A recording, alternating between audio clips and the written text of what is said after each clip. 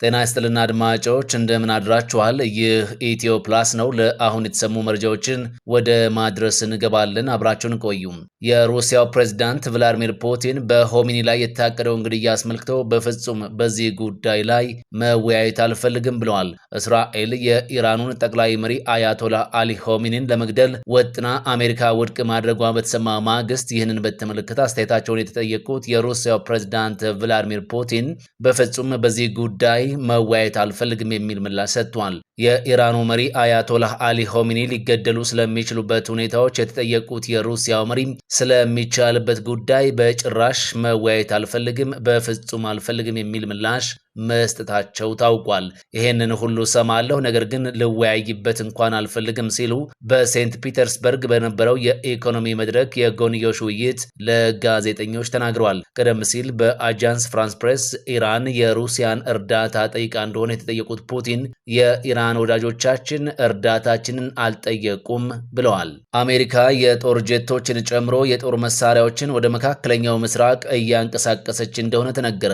አሜሪካ ከእስራኤል ጋር ተሰልፋ ኢራን ልታጠቃ ትችላለች የሚሉ መላምቶች በተበራከቱበት በዚህ ወቅት አሜሪካ በተለያዩ የጦር ሰፈሮች የሚገኙ የጦር ጄቶቿን ጨምሮ የጦር መሳሪያዎች ወደ መካከለኛው ምስራቅ እያንቀሳቀሰች መሆኑ ተገልጿል። በቀጠናው ወደ 40 ሺህ የሚጠጉ የአሜሪካ ወታደሮች እንዳሉ የአሜሪካ ባለስልጣን በቅርቡ ተናግረው ነበር። ባለፉት ጥቂት ቀናት ቢያንስ 30 ወታደራዊ አውሮፕላኖች አሜሪካ ከሚገኘው የጦር ሰፈሮች ወደ አውሮፓ ተንቀሳቅሰዋል። ሁሉም የጦር ጄቶች ተዋጊና ቦምብ ጣይ ጄቶችን ነዳጅ ለመሙላት የሚያገለግሉ የአሜሪካ ወታደራዊ ታንከር መሆናቸው ተነግሯል። የእንግሊዝ ኒሚትዝ የተሰኘው አውሮፕላን ተሸካሚ መርከብ ከበርካታ የሚሳኤል አውዳሚዎች ጋር ከደቡብ ቻይና ባህር ተነስቶ ወደ መካከለኛው ምስራቅ እየቀዘፈ ነው። ሌሎች የጦር መርከቦች በኦማን ባህረ ሰላጤና በፋርስ ባህረ ሰላጤ የሚገኙ ሲሆን እስራኤል የኢራን ሚሳኤሎችን እንድትመታ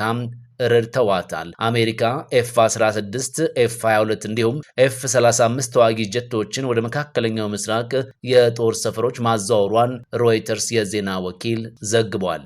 ኢራን የሃይፋ ነዋሪዎች አካባቢያቸውን ለቀው እንዲወጡ አስጠነቀቀች። ኢራን የእስራኤሏ ሃይፋ ከተማ በተወሰነው ክፍል ያሉ ነዋሪዎች ለሕይወታቸው አደጋ ስለሚኖር አካባቢያቸውን ለቀው እንዲወጡ ማስጠንቀቂያ አስተላልፋለች። ሃይፋ ባለፈው ሳምንት በኢራን የሚሳኤል ጥቃቶች ተፈጽሞባታል። የእስራኤል ጦር አብዛኞቹ ሚሳኤሎች እንደከሸፉ ቢያስታውቅም አንዳንዶቹ ግን የተለያዩ ስፍራዎችን መምታታቸውን አምኗል። ኢራን የእስራኤል ወታደራዊ ማዕከላትና የጦር ሰፈሮች ላይ ድሮኖች፣ ሚሳኤሎችን እያስወነጨፈች ትገኛለች።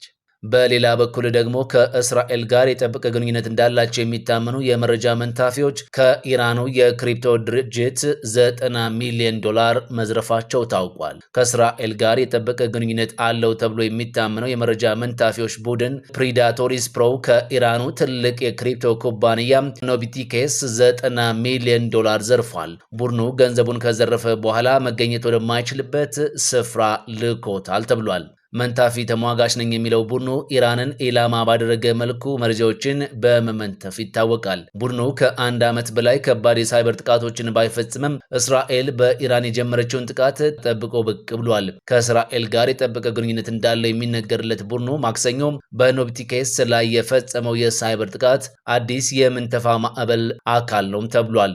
ኖፕቲክስ ሽብርተኝነትን በመደገፍና ማዕቀቦችን በመጣስ ቁልፍ የገዢው አካል መሳሪያ ነው ሲል ቡድኑ በቴሌግራም እና ኤክስ ገጹ ላይ ለጥፏል። በተጨማሪም በመንግስታዊ ባንክ ሴፋህ ላይም ምንተፋ መፈጸሙን ተናግሯል። ፕሪዳቶሪ ስፕሮ በኢራን ላይ ለዓመታት የሳይበር ጥቃት ሲፈጽምም ቆይቷል። ከ3 ዓመታት በፊት በኢራን የብረታ ብረት ስራዎች ላይ በፈጸመው የመረጃ ምንተፋ ከባድ የእሳት ቃጠሎ አስከትሎ የሰዎችን ሕይወት አደጋ ላይ የከተተ ነው። አሜሪካ በእስራኤል የሚገኙ ዜጎቿን ለማስወጣት ዝግጅት እያደረገች ነው ተባለ። የእስራኤልና ኢራን ግጭት 7ኛ ቀኑን መያዙን ተከትሎ ከእስራኤል መውጣት ለሚፈልጉ ዜጎች እቅድ መውጣቱን በእስራኤል የአሜሪካ አምባሳደር ማይክ ሃክቤ ገልጸዋል። አምባሳደሩ በኤክስ ገጻቸው አስቸኳይ ማስታወቂያ በሚል ባጋሩት መልእክት በጀሩሳሌም የሚገኘው የአሜሪካ ኤምባሲ ከአገር የመውጣት በረራዎችን እንዲሁም የመርከብ ጉዞዎችን እያዘጋጀ ነው ብሏል። ከአገር መውጣት ለሚፈልጉ እንዴት መመዝገብ እንደሚችሉና የተመዘገቡ መረጃዎች ይደርሳቸዋል ብለዋል። ፕሬዚዳንት ትራምፕ ኢራን ላይ ጥቃት መፈጸምን በተመለከተ ላደርገው ወይም ላላደርገው እችላለሁ አሉ።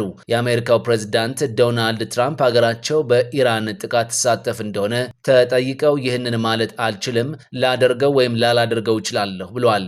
ማድረግ የምንፈልገውን ማንም አያውቅም፣ ነገር ግን ማለት የምችለው ኢራን ከፍተኛ ችግር ውስጥ ናት እና መደራደር ትፈልጋለች የሚል ምላሽ ሰጥተዋል። ትራምፕ ይህንን ምላሽ የሰጡት በትላንትናው ዕለት በዋይት ሀውስ ሲሆን ከኢራን ጋር በተያያዘ ለሚቀርብላቸው ጥያቄ ብዙም ምላሽ መስጠት አልፈለጉም። ሆኖም በቅርብ ቀናት የተናገሩትን አጽንኦት በመስጠት እስራኤል ጥቃት ከመፈጸሟ በፊት ኢራን ለመደራደር ፈቃደኛ መሆን ነበረባት የሚል ምላሻቸውን ሰጥተዋል። ወደ መጨረሻው መረጃችን ስንሻገር ፕሬዚዳንት ትራምፕ ቴህራን እጅ እንድትሰጥ በድጋሚ ጥሪ ያቀረቡ ሲሆን የኢራንና እስራኤል ግጭት ገና አላበቃም በማለት በአሜሪካ በኢራን የኒውክሌር ተቋማት ላይ ጥቃት ልትሰነዝር እንደምትችል ፍንጭ ሰጥቷል። በኩርዲስታን ግዛትና በኢራን ከተሞች ሳቄዝ፣ አራክና ሬ የእስራኤል የሞሳድ ወኪሎች መታሰራቸውም ተዘግቧል። የዓለም አቀፉ አቶሚክ ኢነርጂ ኤጀንሲ ዋና ዳይሬክተር ግሮሲ ፎርዶ እስካሁን ጉዳት ባይደርስበትም የእስራኤል ዘመቻ በናታዝ እና በኤስፋን በሚገኙ የኢራን የኒውክሌር ማዕከላት ላይ ከፍተኛ ጉዳት እንዳደረሱ ገልጸዋል።